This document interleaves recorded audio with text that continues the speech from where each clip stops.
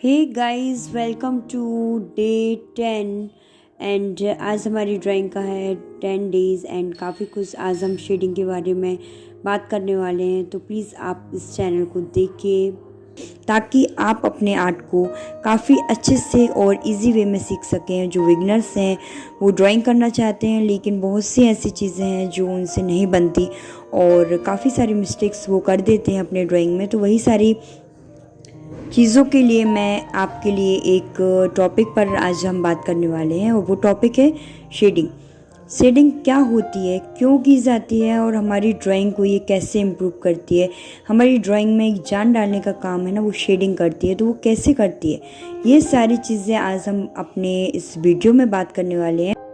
यदि आप इस चैनल पर नए हैं तो प्लीज़ प्लीज़ प्लीज़ चैनल को लाइक एंड सब्सक्राइब करिए ताकि आपको ढेर सारे ऐसे इंटरेस्टिंग से वीडियोस आपको अवेलेबल हो सके। तो देखिए, सबसे पहले मैंने एक सर्कल को ड्रॉ किया। क्या आप इस सर्कल को कह सकते हैं कि ये कंप्लीट एक ऑब्जेक्ट है, या इस ऑब्जेक्ट में हमें किसी चीज़ की ऐसे एक विजुअल हो रहा है, एक टेक्सचर हमें पता चल रहा है, या किसी एक सरफेस पर रखा हुआ है, ये सारी चीज़ें हमें दिख रही हैं? नहीं दिख रही है। तो नॉर्मल हम कह सकते हैं कि हमने एक सर्कल को ड्रॉ किया है।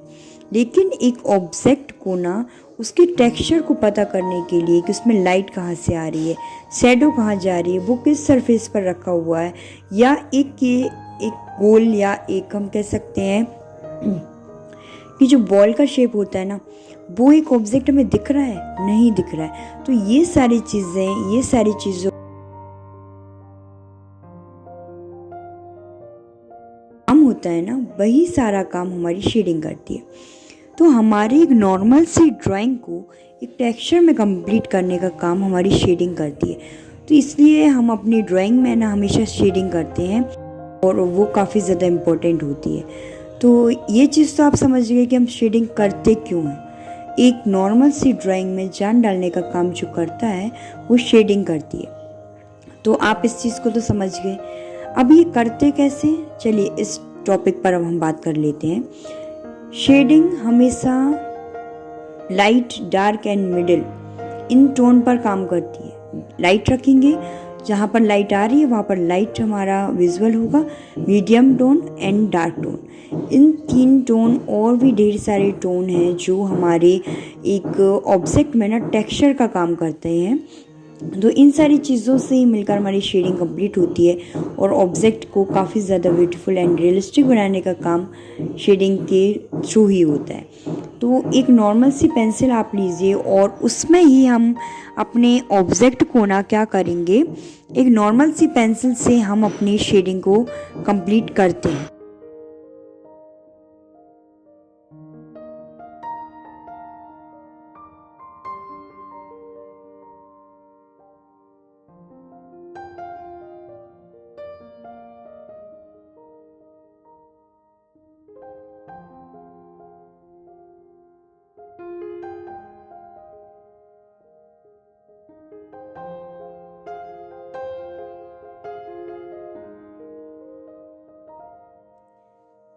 अभी इस ऑब्जेक्ट को हमने शेड किया और उससे आप देख सकते हैं उसका टेक्सचर आ गया। ये लग रहा है, हमें विजुअल हो रहा है कि एक सरफेस पर रखा हुआ कोई एक ऑब्जेक्ट है ना। तो अभी आज मैं आपको बताने वाली हूँ, एक नॉर्मल पेंसिल है मेरे पास, 2B पेंसिल है ये, और 2B पेंसिल से हम कैसे ये 5 टेक्सचर और उसकी जो शेड है ना उन्हें हम क्रिएट करते हैं। मैं आपको हमेशा बताऊंगी, मैं मटेरियल पर कभी भी डिपेंड नहीं होती हूँ अपने आर्ट के लिए।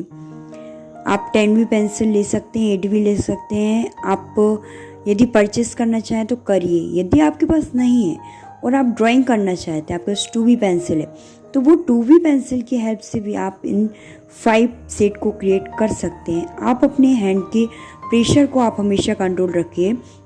यदि आप अपनी पेंसिल को लाइट हैंड से यदि आप अप्लाई करते हैं पेपर पर, तो एक लाइट टेक्सचर जो है ना उसका वो निकलता है, शेड क्रिएट होता है। थोड़ा सा आप प्रेशर बढ़ाएंगे, थोड़ा सा प्रेशर और फिर और, तो एक डार्क शेड हम क्रिएट कर सकते हैं। और यदि नहीं हो रहा है तो डबल से आप पेंसिल को अप्लाई कर दीजिए। तो इन सारी चीज़ की हेल्प से आप अपने शेड को क्रिएट करते हैं। ओके, तो आप देखिए एकदम लाइट शेड आया, फिर थोड़ा सा डार्क 2 नंबर पे थोड़ा सा डार्क और करेंगे तो 3 नंबर का शेड क्रिएट होगा, फिर डबल कर देंगे तो 4 नंबर का, और फिर 5 में आप देखिएगा एकदम डार्क और एक नॉर्मल 2B पेंसिल की हेल्प से मैंने इन्हें क्रिएट किया है। तो आप इस चीज़ को आप अच्छे से देख लीजिए।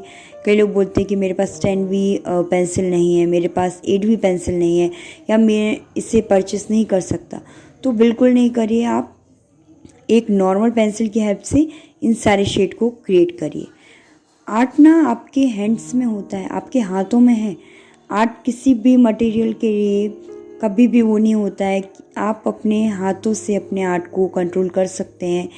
मटेरियल आप यदि लेना चाहें तो लीजिए, आपके पास है तो काफ़ी अच्छी बात है, लेकिन नहीं है आप आर्ट करना चाहते तो प्लीज़ आप इन ट्रिक्स का यूज़ करिए और अपने आर्ट को काफ़ी ज़्यादा इम्प्रूव एंड इंटरेस्टिंग उसे बनाइए।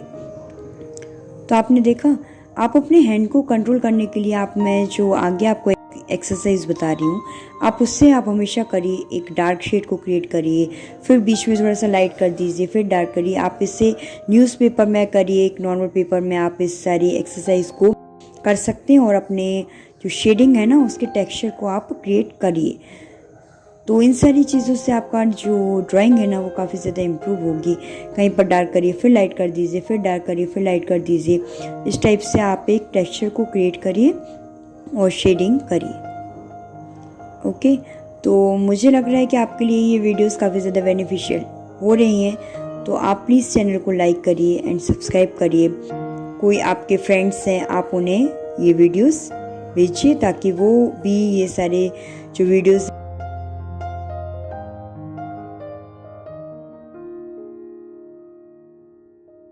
का आप बेनिफिट लीजिए और इन वीडियोस को आप हमेशा शेयर भी करिए।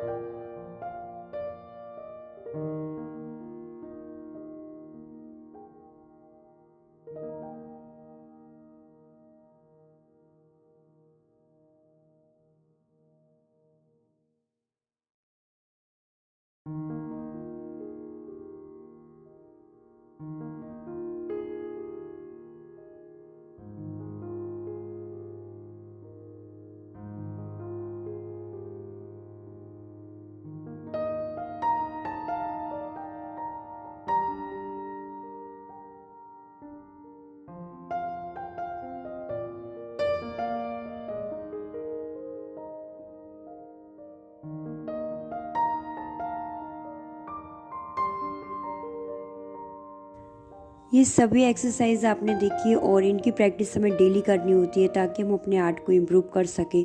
और शेडिंग तो काफ़ी ज़्यादा अच्छा होता है और इसकी जितनी भी ज़्यादा प्रैक्टिस की जाए ना उतना ही हमारा आर्ट इम्प्रूव होता है। और इनके प्रेशर को भी हम काफ़ी अच्छे से समझ सकते हैं कि कहाँ पर हमें लाइट अप्लाई करना है, कहाँ पर डार्क, इन सारी चीज़ों को हम देखकर अपने आर्ट को इम्प्रूव करते हैं। अभी आप देखिए मैंने एक लीफ का पैटर्न को ड्रॉ किया है और उसके बाद में अब हम इसमें शेडिंग को स्टार्ट कर रहे हैं। तो जहाँ पर हमें डार्क करना था वहाँ पर डार्क प्रेशर दे करके हम अपने पेंसिल के शेड को लाइट करते जाएंगे। और ये सारी चीज़ें ना आप सभी को प्रैक्टिस से ही होगी, तो आप प्लीज़ इन सारी चीज़ों की प्रैक्टिस करिए ताकि आपकी शेडिंग एंड आपकी जो ड्राइंग है काफ़ी ज़्यादा इम्प्रूव हो सके।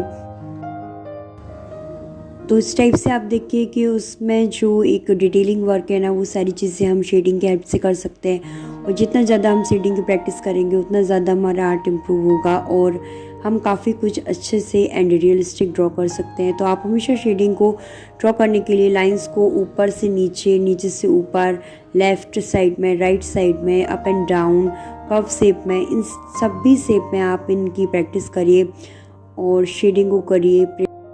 प्रैक्टिस आप इस टाइप से करिए कि कहीं पर डार्क दीजिए, फिर थोड़ा सा लाइट अपनी पेंसिल को रखिए ताकि आप एक शेड को क्रिएट कर सकें।